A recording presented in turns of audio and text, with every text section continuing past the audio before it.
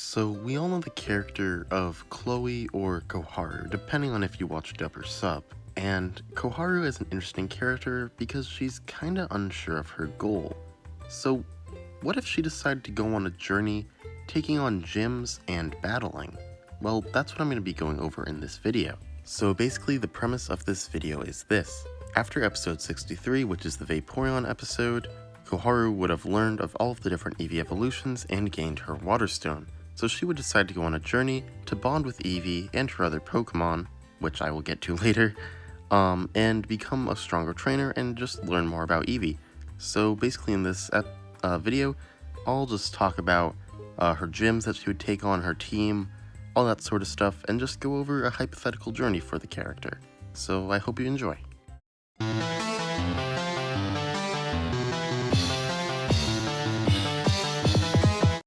Let's talk about her hypothetical team, and obviously the first Pokemon will be Eevee. It's her main Pokemon, her starter Pokemon.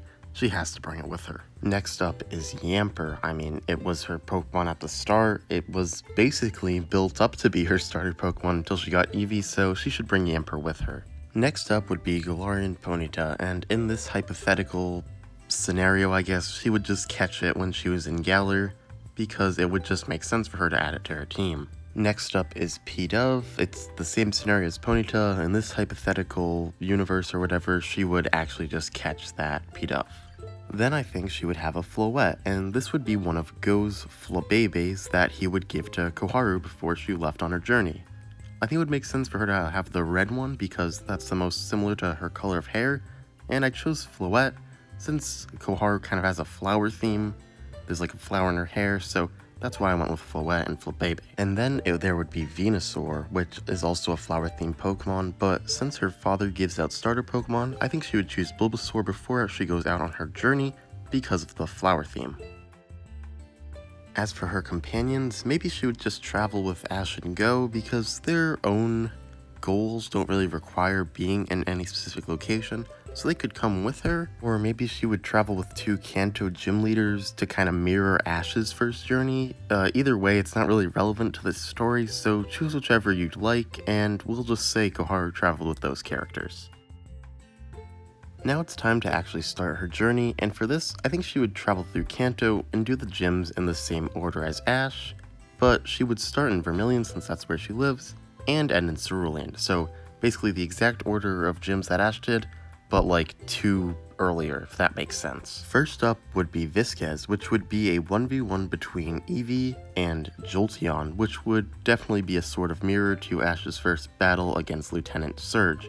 And to go with that mirror theme, she would lose here. Koharu would end up training with Mina, because in the Let's Go Pikachu and Eevee games, Mina goes to Vermilion City, so I don't think it would be much of a stretch to say she would be here in this scenario as well. Mina would have a Sylveon, which would train with Koharu's Eevee, and Eevee would eventually learn the move Baby Doll Eyes. Now this move would not only be good to help against Jolteon in the rematch, but it's also a Fairy type move, which would let Eevee evolve into Sylveon if it so chose. And that's a theme I'm going to be going with throughout this whole video. Koharu got that Water Stone earlier in episode 63, so I'm going to be having Koharu get all these different ways to evolve her Eevee throughout her journey. And now it's time for the rematch of Eevee versus Jolteon, and Koharu using Baby Doll Eyes and all of the new tricks she's learned, she would actually be able to defeat Visquez, and in the end she would earn the badge and also get a Thunderstone, which is what I mentioned earlier, getting all these different ways to evolve Eevee. So Visquez would give her a Thunderstone if she chose to evolve her Eevee into Jolteon later down the line. Next up is Sabrina, and even though in the game Sabrina doesn't come after Lieutenant Surge, in the anime she did, so Sabrina is next up, and this would actually be a 3v3 battle, and pretty much every gym battle going forward is going to be a 3v3. Some matchups would include Ponyta vs Kadabra for that Psychic type battle, and Bulbasaur vs Haunter for a Poison type battle. The battle would end, of course, with Eevee vs Espeon, where Koharu would win, defeating another evolved form of Eevee. So then Sabrina would give her a Sunstone, and hold on, damn it, it doesn't evolve with the Sunstone, it's the Friendship and the whatever.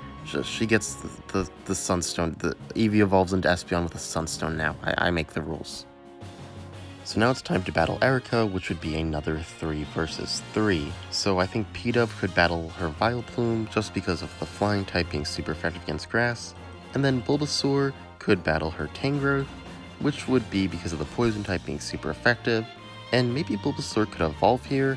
I know it's not like the aceless gym battle since I'm saving Eevee, but maybe it could evolve here. And of course the battle would end with Eevee versus Leafeon, which that's going to be pretty much every battle here. And in the end, Koharu would get the Leaf Stone, which does evolve Eevee into Leafeon as of Gen 8, so I don't have to headcanon anything. I can just use the Leaf Stone here. So yeah, Koharu will get the Leaf Stone here.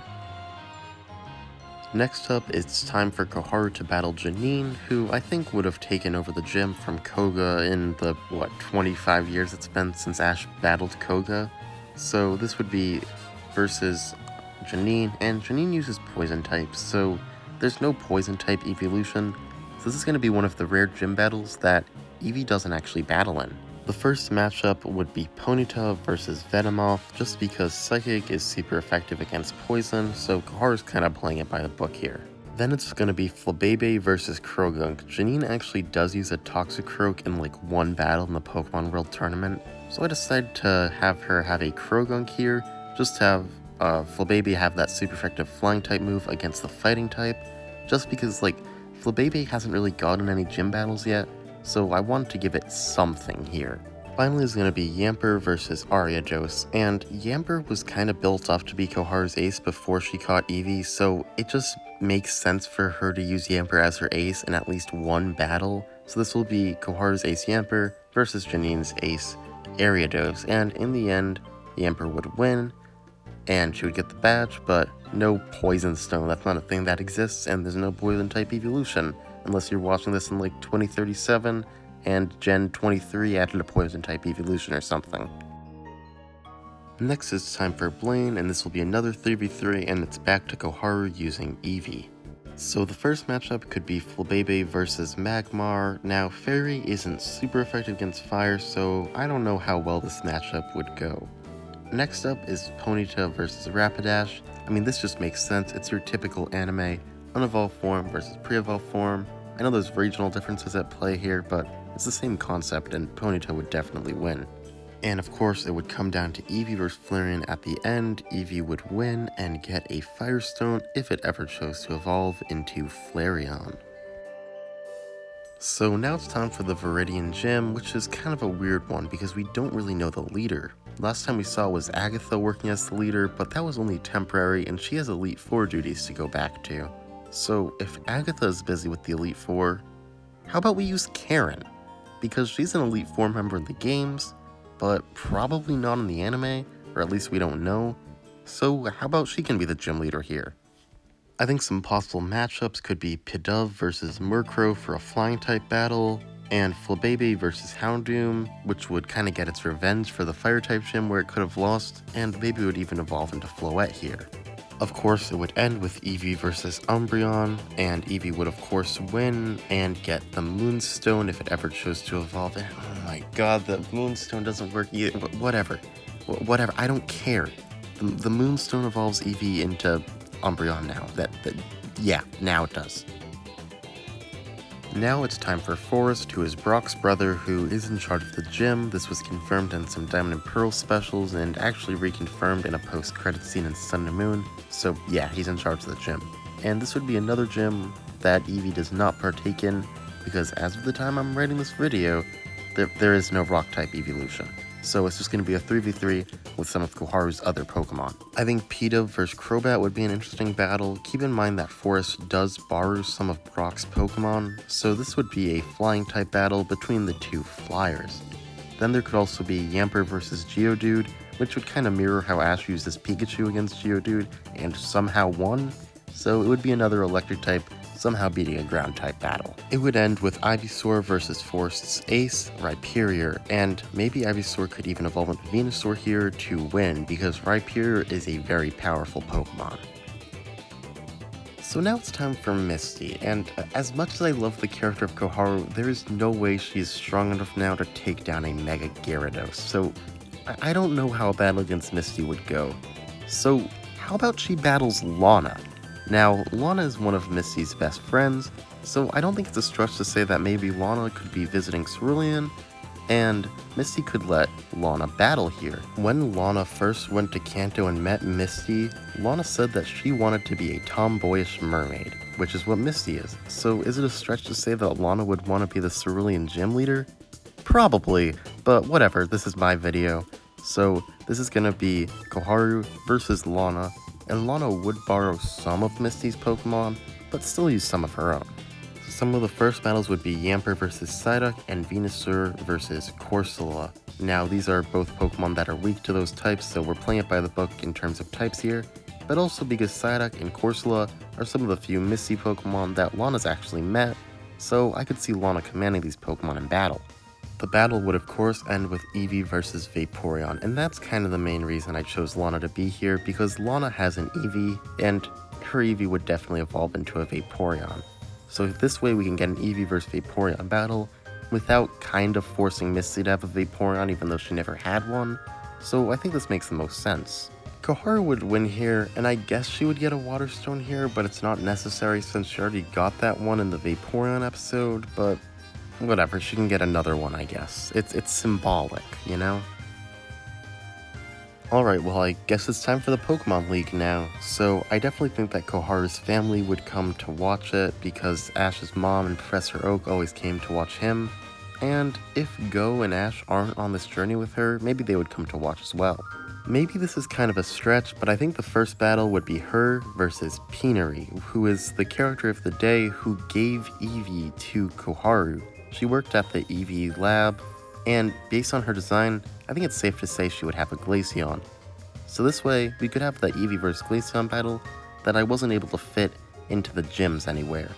And I think this would be a very symbolic battle, Koharu beating the person who gave Eevee to her, and of course in the end, she would get an Ice Stone for her victory. I know it's definitely a stretch to assume this character would be taking on the gyms, but this is the best way I could think of to have Koharu get the Ice Stone and battle Glaceon, so I just decided to go for it.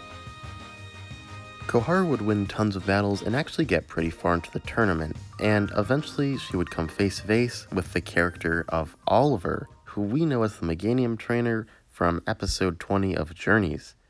Now, I think it would be safe to say this guy is doing gyms.